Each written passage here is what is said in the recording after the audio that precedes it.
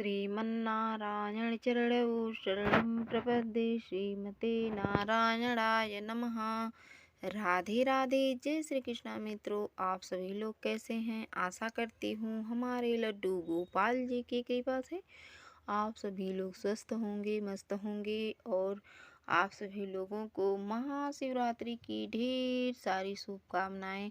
आज मैं आप सभी को यही बताऊंगी कि शिवरात्रि के दिन अपने घर में अपने भोलेनाथ भगवान की पूजा कैसे करनी है, क्योंकि सभी लोग नहीं जा पाते शिवरात्रि के दिन मंदिर में। तो अपने घर में ही कैसे अपने भोलेनाथ की पूजा करनी है, शंकर भगवान की और शिव परिवार की। तो आज हम इसी टॉपिक पे आप सभी से बात करेंगे। तो ये देखिए, जो हमारे भोलेनाथ जी हैं, आज इन्हीं का ये दिन होता है महाशिवरात्रि का। तो हमें यही चाहिए कि आज के दिन हम अपने शंकर भगवान की पूजा ज़रूर करें और शिव जी के साथ साथ समस्त जैसे शिव परिवार की पूजा, जैसे मान लीजिए शिव जी का जो विग्रह हम अपने घर में रखे हों उसमें शिव जी होने चाहिए, और गौरा माता जी और ये गणेश भगवान जी, नंदी।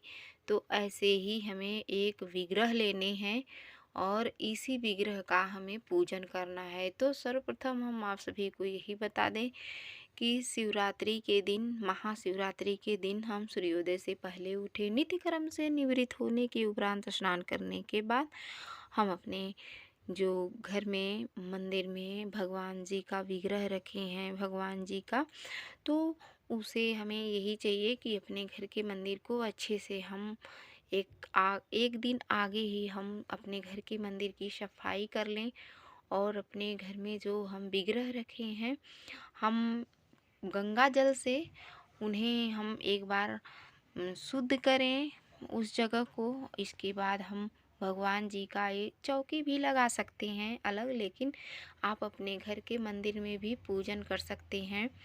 तो हमें यही चाहिए कि जो हमारे भोलेनाथ जी हैं, हमें इस बात का विशेष ध्यान देना चाहिए कि इनको क्या पसंद है, हमारे भोलेनाथ जी क्या भोग में स्वीकार करते हैं। तो इस बात का हमें विशेष ध्यान देना चाहिए।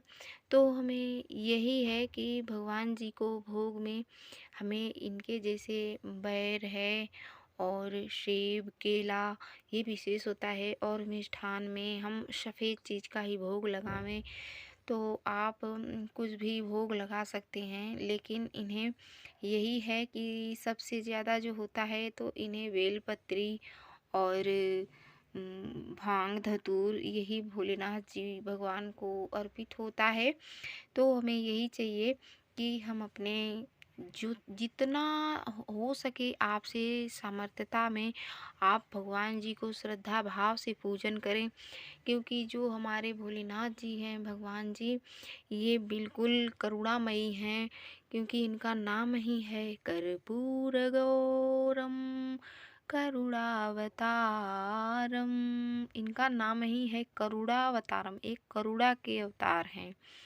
तो इन्हें यही चाहिए कि हम इन्हें जितना हो सके उतना श्रद्धा भाव से हम इन्हें प्रेम करें। और महाशिवरात्रि के दिन जो है हमारा थोड़ा सा भी भाव प्रेम अगर भोलेनाथ जी भगवान की तरफ जाएगा तो इनके तरफ से बहुत सी विशेष कृपा बरसती है। क्योंकि भगवान जी हमारे इतना करुणामयी हैं कि अगर एक लोटा जल भी, अगर आपके पास कुछ भी नहीं है, एक लोटा जल भी भगवान जी को अगर आज के दिन आप अर्पित कर देते हैं तो समझ लीजिए कि हमारे भगवान जी इतना दयालु हैं कि उतने में ही तृप्त हो जाते हैं और करुणा बरसाने लगते हैं। वैसे कहते हैं कि गंगा जी तो इनके सिर में जैसे अपने जटा में ही धारण कर रखे हैं, सिर पे ही हैं गंगा जी।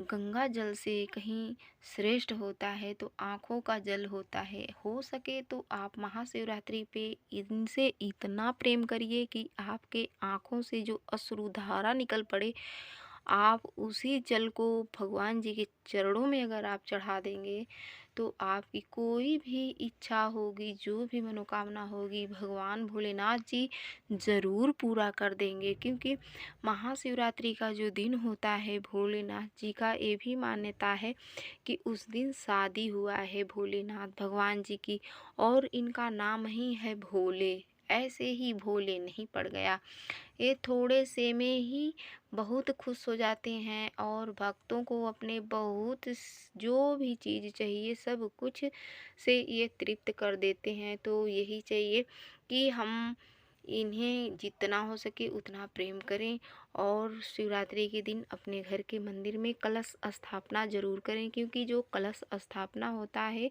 ये हमारे पूजा पाठ का ये साक्षी होता है कलश।